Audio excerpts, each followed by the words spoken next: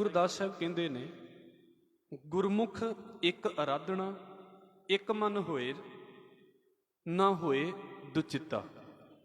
ਇਹ ਗੁਰਮੁਖਾਂ ਦੀ ਜ਼ਿੰਦਗੀ ਦੇ ਲੱਛਣ ਨੇ ਵੀ ਗੁਰਮੁਖ ਕਿਵੇਂ ਦਾ ਹੁੰਦਾ ਹੈ। ਭਾਈ ਗੁਰਦਾਸ ਸਾਹਿਬ ਨੂੰ ਪੁੱਛਿਆ ਵੀ ਤੁਸੀਂ ਗੁਰਮੁਖਾਂ ਦੀ ਇੰਨੀ ਵਡਿਆਈ ਕਰਦੇ ਜੇ, ਇਹਨਾਂ ਦੀ ਇੰਨੀ ਮਹਿਮਾ ਗਾਉਂਦੇ ਜੇ, ਉਹ ਕੀ ਨੇ? ਤੇ ਭਾਈ ਗੁਰਦਾਸ ਸਾਹਿਬ ਕਹਿੰਦੇ ਗੁਰਮੁਖ ਦਾ ਪਹਿਲਾ ਹੀ ਲੱਛਣ ਇਹ ਹੈ, ਉਹ ਇੱਕ ਅਕਾਲ ਪੁਰਖ ਵਾਹਿਗੁਰੂ ਨੂੰ ਅਰਾਧਦਾ ਹੈ।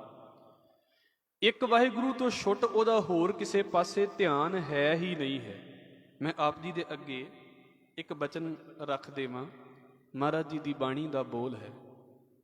ਹਜ਼ੂਰ ਕਹਿੰਦੇ ਨੇ, ਦੁਬਿਧਾ ਨਾ ਪੜੋ, ਹਰ ਬਿਨ ਹੋਰ ਨਾ ਪੂਜੋ, ਮੜੈ ਮਸਾਣ ਨਾ ਜਾਈ। ਅਸਲ ਦੇ ਵਿੱਚ ਨਾ, ਜਦੋਂ ਸਾਡਾ ਆਤਮਿਕ ਜੀਵਨ ਕਮਜ਼ੋਰ ਹੁੰਦਾ ਹੈ ਫਿਰ ਅਸੀਂ ਡਰਦੇ ਹਾਂ। ਔਰ ਹਿੰਦੁਸਤਾਨ ਦੇ ਵਿੱਚ ਬਹੁਤੀ ਪੂਜਾ ਜਿਹੜੀ ਆ ਨਾ, ਉਹ ਡਰ ਵੀ ਕਰਾ ਰਿਹਾ ਹੈ। ਮੈਂ ਬੇਨਤੀ ਕਰਦਾ ਹੁੰਨਾ ਕਿ ਵੇਖੋ, ਸੱਪ ਦੀ ਪੂਜਾ ਵੀ ਕਰ ਦਿੱਤੀ। ਕਿਉਂ ਕਰ ਦਿੱਤੀ? ਡਰ ਲੱਗਦਾ ਇਹਦੇ ਤੋਂ, ਕਿਉਂਕਿ ਜ਼ਹਿਰ ਖਤਰਨਾਕ ਹੈ। ਹੁਣ ਤੇ ਇਲਾਜ ਆ ਗਏ ਨੇ, ਪਹਿਲਾਂ ਇਲਾਜ ਨਹੀਂ ਸੀ ਹੁੰਦੇ, ਇਸ ਕਰਕੇ ਉਹਦੀ ਪੂਜਾ ਸੁਭਾਵਕ ਸੀ। ਬਾਰਿਸ਼ ਆ ਜਾਣੀ, ਕੋਈ ਤੋੜ ਨਹੀਂ ਹੋਣਾ, ਕਿੰਨਾ ਕਿੰਨਾ ਦਿਨ ਬਿਜਲੀ ਗੜਕਦੀ ਰਹਿਣੀ, ਲੋਕਾਂ ਨੇ ਉਹਨਾਂ ਨੂੰ ਵੀ ਰੱਬ ਬਣਾ ਕੇ ਪੂਜਾ ਕਰਨੀ ਸ਼ੁਰੂ ਕਰ ਦਿੱਤੀ। ਬਾਰਿਸ਼ ਦਾ ਦੇਵਤਾ ਹੈ, ਅੱਗ ਦਾ ਦੇਵਤਾ ਹੈ, ਪਾਣੀ ਦਾ ਦੇਵਤਾ ਹੈ, ਕਿੰਨੇ ਦੇਵਤੇ ਨੇ, ਕਿੰਨੀਆਂ ਸ਼ਕਤੀਆਂ ਨੇ, ਹਰ ਇੱਕ ਸ਼ਕਤੀ ਦੀ ਪੂਜਾ। ਤੇ ਬੰਦੇ ਦੇ ਹਟਾਈਏ ਨਾ ਵੀ ਭਾਈ ਇਹਨਾਂ ਦੀ ਪੂਜਾ ਨਾ ਕਰੋ, ਇਹ ਤੇ ਮਾਲਕ ਦੇ ਅਧੀਨ ਚੱਲਦੀਆਂ ਨੇ। ਤੇ ਉਹਦੇ ਮਨ ਦੇ ਵਿੱਚ ਨਾ ਇੱਕ ਡਰ ਹੈ ਵੀ ਜੇ ਮੈਂ ਇਹਦੀ ਪੂਜਾ ਛੱਡ ਦਿੱਤੀ ਤੇ ਕਿਤੇ ਮੇਰਾ ਨੁਕਸਾਨ ਹੀ ਨਾ ਕਰ ਦੇਵੇ। ਅਸੀਂ ਕਿਸੇ ਨੂੰ ਕਹਿ ਦਈਏ ਨਾ, ਵੇਖੋ ਗੁਰੂ ਨਾਨਕ ਦੇ ਘਰ ਦੀ ਮੈਂ ਗੱਲ ਕਰਦਾ ਪਿਆ ਹਾਂ ਤੇ ਇਸ ਕਰਕੇ ਮੈਨੂੰ ਇਹ ਮਾਫੀ ਦੇ ਦਿਓ। ਅਸੀਂ ਕਿਸੇ ਨੂੰ ਕਹਿ ਦਈਏ ਨਾ ਵੀ ਭਾਈ ਧਾਗਾ ਲਾ ਦੇ, ਇਹਨੇ ਤੇਰਾ ਕੁਝ ਨਹੀਂ ਉਹ ਸਵਾਰਨਾ। ਮੈਂ ਧੱਕਾ ਨਹੀਂ ਕਰਦਾ ਕਿਸੇ ਦੇ ਨਾਲ ਵੀ ਲਾਉਣਾ ਹੀ ਲਾਉਣਾ ਹੈ, ਮੈਂ ਦੱਸਦਾ ਪਿਆ ਹਾਂ ਕਿਉਂਕਿ ਇਹਨਾਂ ਨੇ ਸਾਡਾ ਕੁਝ ਨਹੀਂ ਸਵਾਰਨਾ। ਤੇ ਉਹ ਵੇਖੋ, ਉਹ ਸ਼ਾਇਦ ਆਖੇ ਲੱਗ ਕੇ ਲਾਹ ਤੇ ਦੇਵੇ, ਪਰ ਉਹਦੇ ਮਨ ਦੇ ਵਿੱਚ ਇੱਕ ਡਰ ਰਹੇਗਾ ਵੀ ਹਾਏ ਲਾਹ ਦਿੱਤਾ ਹੈ, ਕਿਤੇ ਮੇਰਾ ਨੁਕਸਾਨ ਹੀ ਨਾ ਹੋ ਜਾਵੇ, ਕਿਉਂਕਿ ਉਹਨੂੰ ਲੱਗਦਾ ਵੀ ਸਾਰਾ ਕੁਝ ਧਾਗੇ ਦੇ ਵਿੱਚ ਹੀ ਫਸਿਆ ਪਿਆ ਹੈ। ਔਰ ਕੁਝ ਵੀ ਵੇਖ ਲਓ, ਛੋਟੇ ਬੱਚੇ ਤੋਂ ਲੈ ਕੇ ਵੱਡਿਆਂ ਤੱਕ, ਕੋਈ ਨਗਾਂ 'ਚ ਫਸਿਆ ਪਿਆ ਹੈ, ਕੋਈ ਧਾਗਿਆਂ 'ਚ ਫਸਿਆ ਪਿਆ, ਤੇ ਕੋਈ ਸ਼ਨੀ ਐਤਵਾਰ 'ਚ ਫਸਿਆ ਪਿਆ ਹੈ। ਹੁਣ ਕਹਿਣ ਨੂੰ ਉਹ ਵੀ ਕਹਿੰਦਾ ਵੀ ਅਸੀਂ ਰੱਬ ਦੀ ਪੂਜਾ ਕਰਦੇ ਪਏ ਹਾਂ। ਇਹ ਰੱਬ ਦੀ ਪੂਜਾ ਕਾਹਦੀ ਹੋ ਗਈ?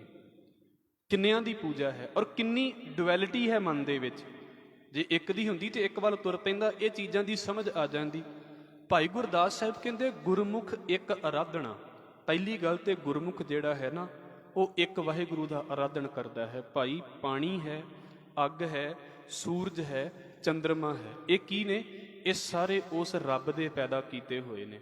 ਅਸੀਂ ਅਕਾਲ ਪੁਰਖ ਦੀ ਪੂਜਾ ਕਰਨੀ ਹੈ। ਸੰਭਾਲ ਕਰੋ ਹਰ ਇੱਕ ਚੀਜ਼ ਦੀ, ਪਰ ਪੂਜਾ ਕੇਵਲ ਤੇ ਕੇਵਲ ਅਕਾਲ ਦੀ ਹੈ। ਪੂਜਾ ਕੇਵਲ ਤੇ ਕੇਵਲ ਅਕਾਲ ਪੁਰਖ ਵਾਹਿਗੁਰੂ ਦੀ ਹੈ। ਗੁਰਮੁਖ ਇੱਕ ਅਰਾਧਨਾ, ਇੱਕ ਮਨ ਹੋਏ। ਔਰ ਇੰਨਾ ਇਸ ਪਾਸੇ ਤੋਂ ਉਹ ਡਿਟਰਮਾਈਂਡ ਹੈ ਵੀ ਉਹਦੇ ਮਨ ਦੇ ਵਿੱਚ ਦੁਬਿਧਾ ਉੱਠਦੀ ਨਹੀਂ ਵੀ ਹਾਏ ਇਹਨੂੰ ਮੱਥਾ ਨਹੀਂ ਟੇਕਿਆ ਤੇ ਕਿਤੇ ਮੇਰਾ ਨੁਕਸਾਨ ਹੀ ਨਾ ਕਰ ਦੇਵੇ। ਜੇ ਬਹੁਤਿਆਂ ਨੂੰ ਨੁਕਸਾਨ ਦਾ ਡਰਨਾ ਨਾ ਹੋਵੇ ਤੇ ਬਹੁਤਿਆਂ ਨੂੰ ਮੱਥਾ ਵੀ ਨਾ ਟੇਕਿਆ ਜਾਵੇ।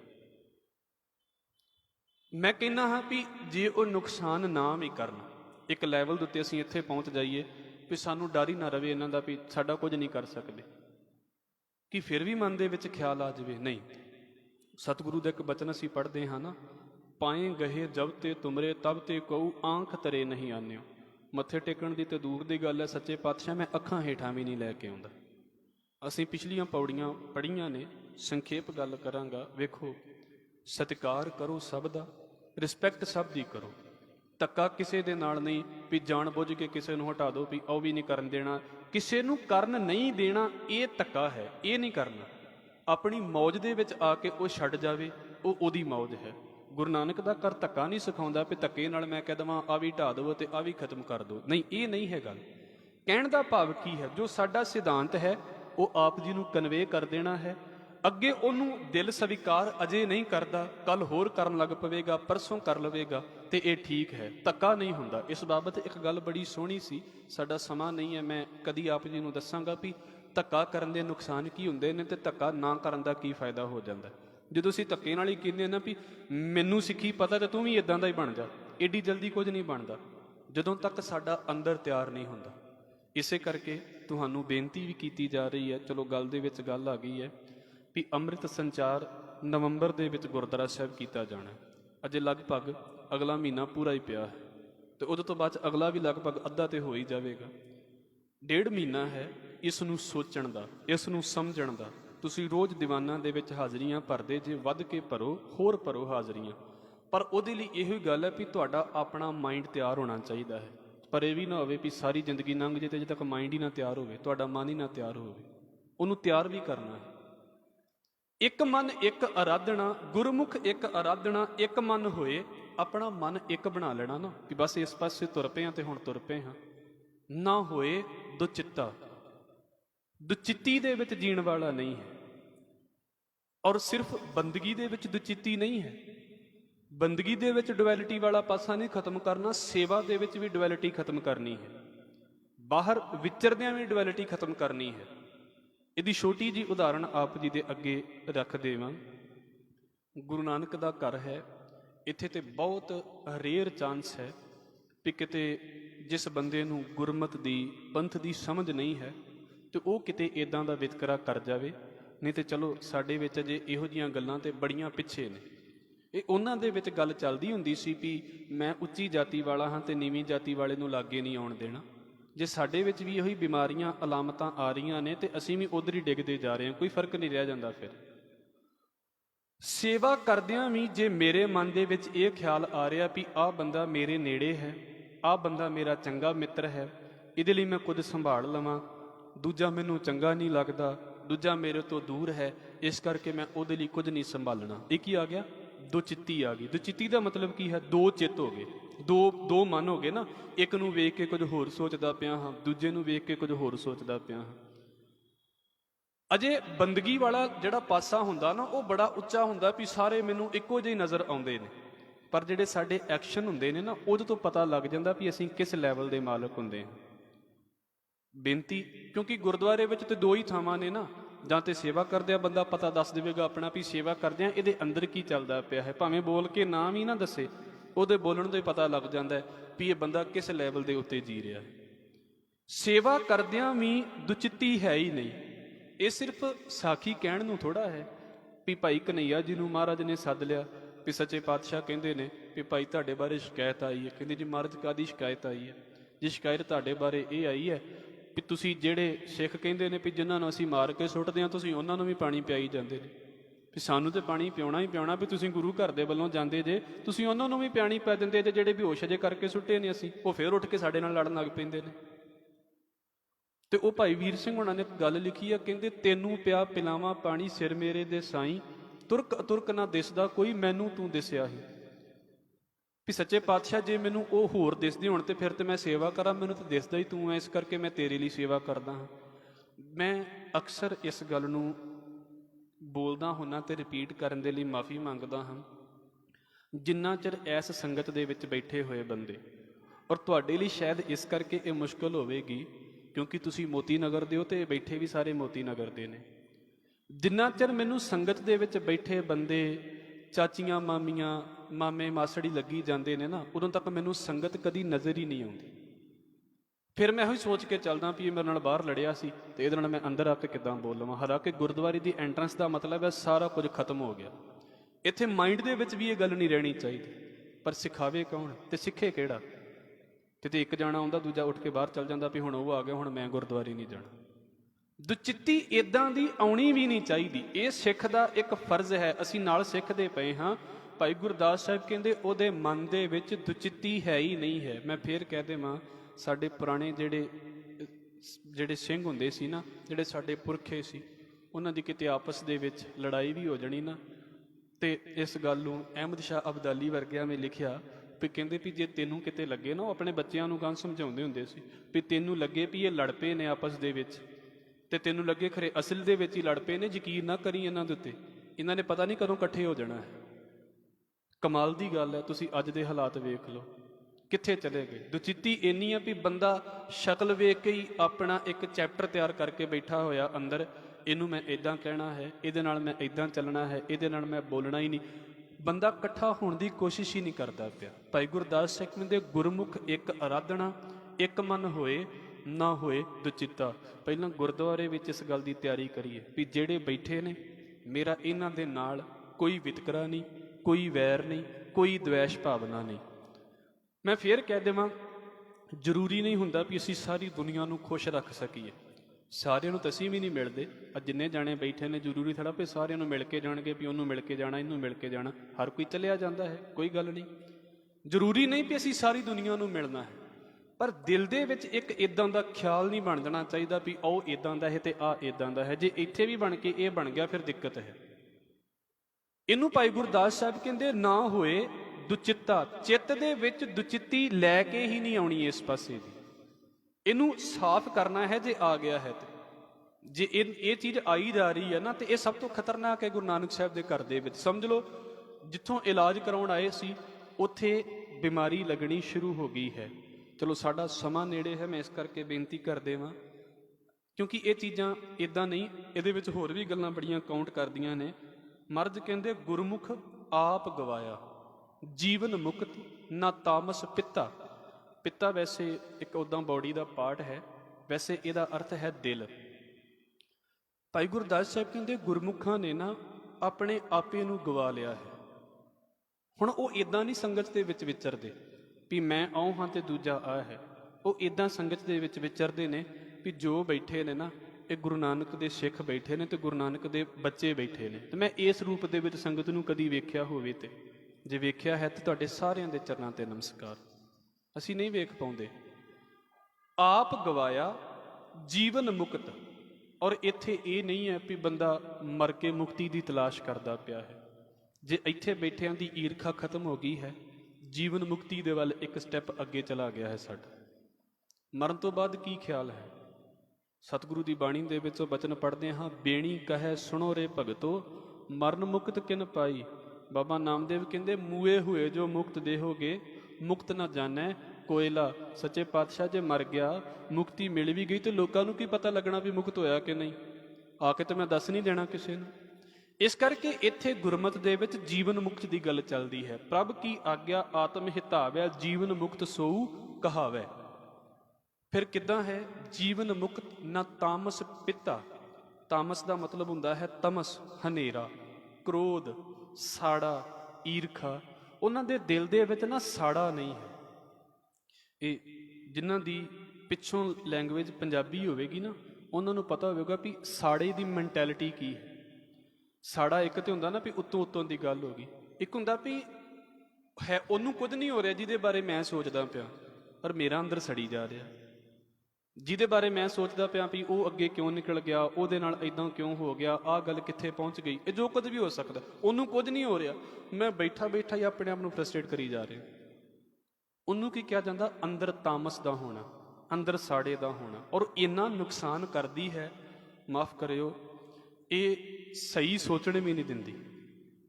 ਭਾਈ ਗੁਰਦਾਸ ਸਾਹਿਬ ਕਹਿੰਦੇ, ਗੁਰਮੁਖਾਂ ਦੇ ਵਿੱਚ ਇਹ ਨਹੀਂ ਹੈ, ਨਾ ਤਾਮਸ ਪਿੱਤਾ, ਦਿਲ ਦੇ ਵਿੱਚ ਸਾੜਾ ਹੈ ਹੀ ਨਹੀਂ।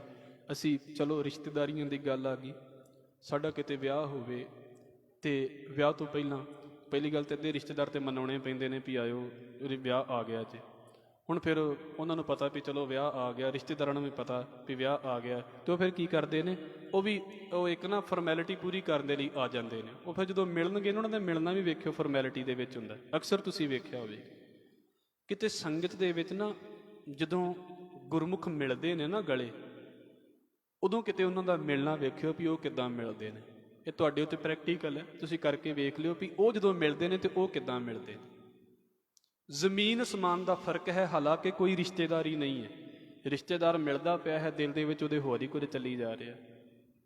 ਸਾਰਿਆਂ ਦੇ ਨਹੀਂ ਚੱਲਦਾ, ਪਰ ਬਹੁਤਿਆਂ ਦੇ ਚੱਲਦਾ ਹੁੰਦਾ।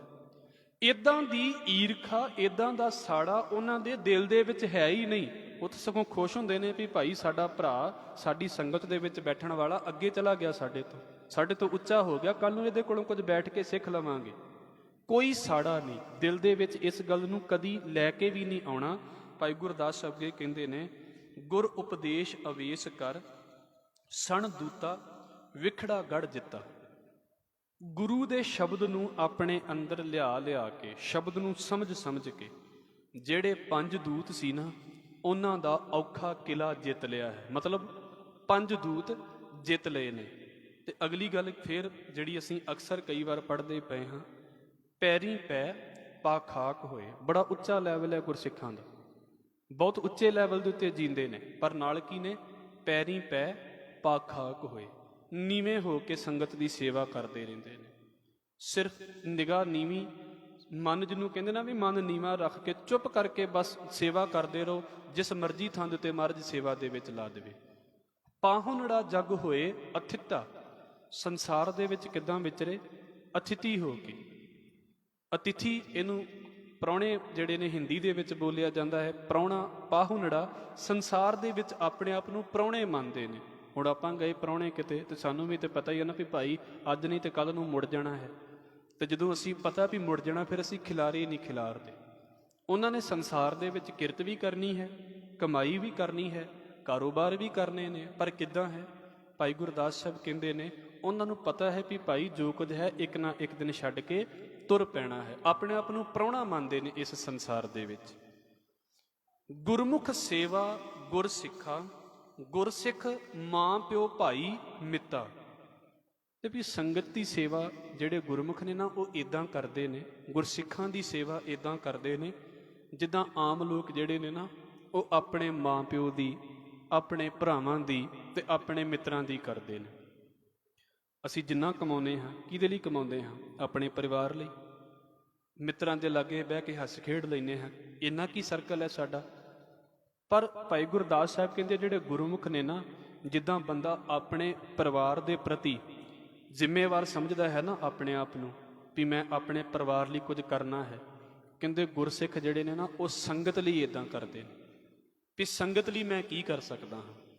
ਇਹਦੇ ਅੱਗੇ ਬੜੇ ਬੜੇ ਸਬਜੈਕਟ ਨੇ, ਹਾਲਾਂਕਿ ਇਹ ਤੇ ਸਿਰਫ ਅਸੀਂ ਟੂ ਦੀ ਪੁਆਇੰਟ ਗੱਲ ਸਮਝਦੇ ਪਏ ਹਾਂ। ਸੰਗਤ ਦੇ ਵਿੱਚ ਬੈਠੇ ਹਾਂ, ਸੰਗਤ ਲਈ ਕੀ ਕਰ ਸਕਦੇ ਕਿਤੇ ਵੀ ਹੋਵੇ। ਇਸੇ ਕਰਕੇ ਤੁਸੀਂ ਵੇਖੋ ਗੁਰੂ ਨਾਨਕ ਦਾ ਘਰ ਤੇ ਬੜਾ ਸੌਖਾ ਹੈ। ਇਸ ਗੱਲ ਤੋਂ ਤੁਹਾਡੇ ਸਾਹਮਣੇ ਪ੍ਰੈਕਟੀਕਲ ਹੋ ਜਾਂਦੇ ਨੇ ਨਾ।